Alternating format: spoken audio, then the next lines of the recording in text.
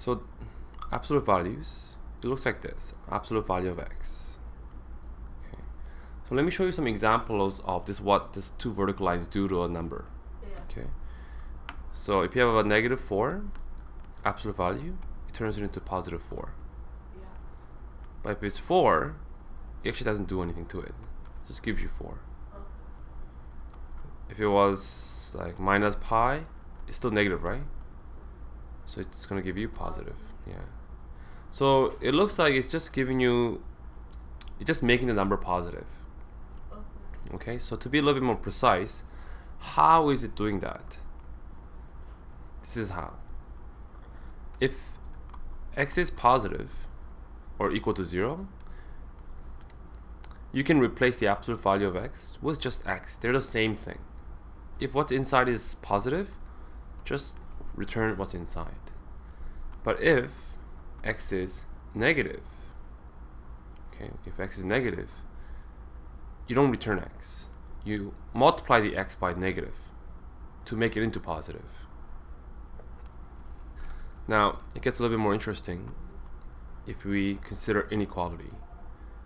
But before I do that, let me just give you an example of an equality. So let's say absolute value of x is equal to 2. What is x then? So if you were to go backwards, so I'm telling you the... Exactly. Excellent. It can be -2 or 2, right? How about if absolute value of x was equal to -1? Great. It's not possible. Okay, so you're... Alright, so now let's consider the inequalities with absolute value. So what is absolute value of x is less than equal to 1 mean? So when it was equal to 1, it was 1 or -1. It has to be 1, right? Because that's not positive. So it could be, for example, this inequality telling you, well, absolute value of x could also be 0.9. It could also be 0.8, right? Yeah. So it could be 1.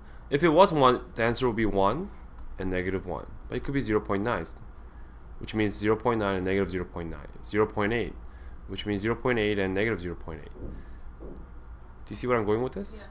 It's everything in between these two numbers. In other words, in inequality, without the absolute value, is this. These two mean exactly the same thing. What if it was the other way around? Like this. This time, it can still be 1, right? Only 1. 1, which if it's 1, it'll be 1 and -1 again, right? But it could also be 2. Yeah. So it'll be 2 and -2. But it can also be 3, it can be 4, it can be 5, it can be 6, it can be 1.1, 1.2. It's everything to the right of this and everything to the left of this. Okay. Any of these numbers, if you make them into, if it's positive, leave it as positive. Yeah. If it's negative, turn into positive, it'll be bigger than 1. Okay. So this is this way. X is less than equal to -1. X is greater than equal to 1.